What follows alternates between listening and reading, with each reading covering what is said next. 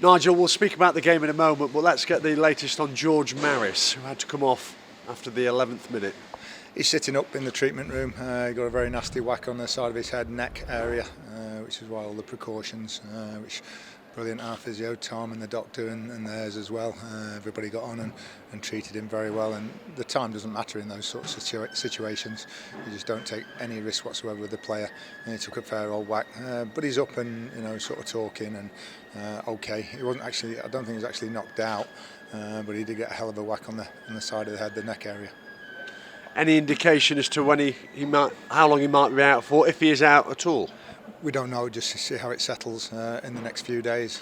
Very much go on his symptoms and how he feels.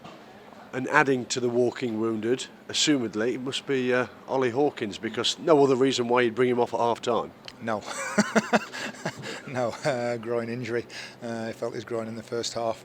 Yeah, that was certainly down to injury as well, which is, I think, makes it double figures, doesn't it? Yeah, it does. How was that acquired? Just sometime in the first half. He's had a sore back for the last couple of weeks now, and I think it's probably coming from that.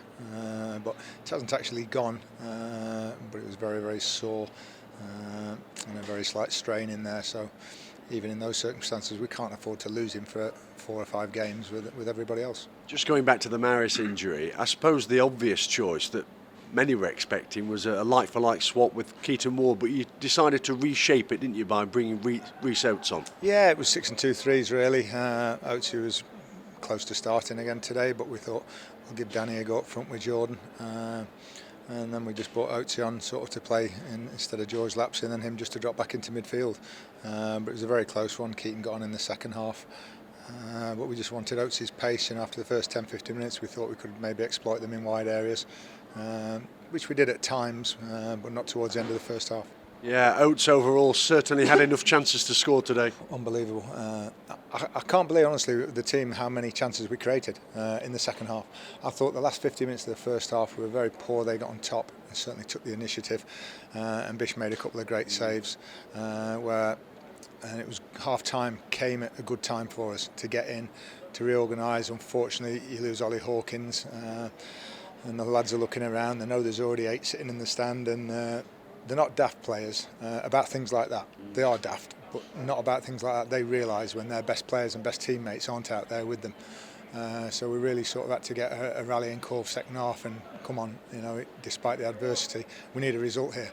And I thought second half we reorganised a bit, went to 4-4-2, and I thought we were very good and created Bish hasn't had a save in the second half, and I thought we created more than enough chances to get a goal. We're snatching at them though, which is a product of not scoring too many goals and certainly not winning games.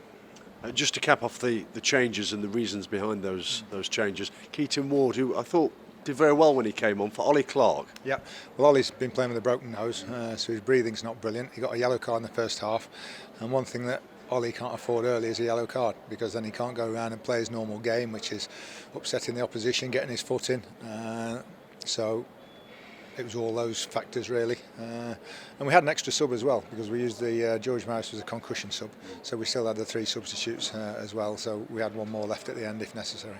Even though it is a point gained and a clean sheet, do you see it as a missed opportunity? Yes, from the start of the game, but I think as if you'd at half time and you said losing Ollie Hawkins, losing George Maris, added to the others, I think it's a good point and a good clean sheet. When you've only had 2 clean sheets, that's our second clean sheet this season, it's a good one, and it's certainly a better feeling than last week.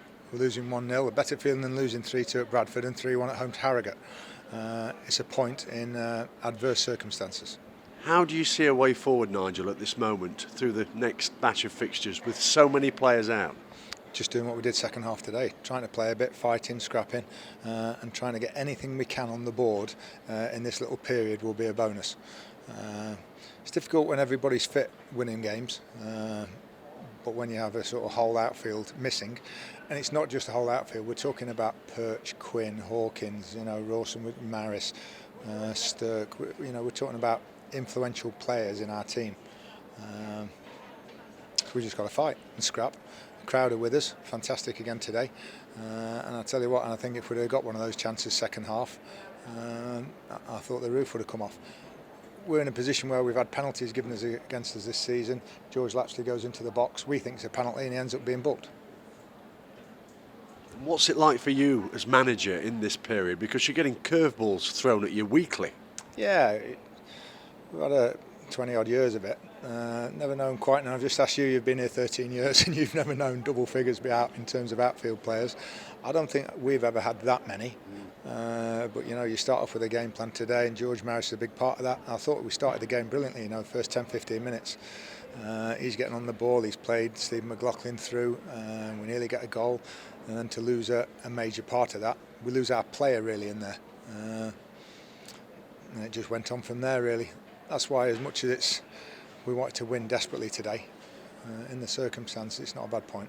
Even though you're so depleted, are you still confident that you can get that elusive victory? Yeah, I think so. I think it's coming. You know, it's 3 out of the last 4 draws, so just that defeat with the very disputed penalty last week. We're still trying to build that platform and rebuild our confidence, which will come when we can nick a 1-0 somewhere. Thanks as always. Thank you.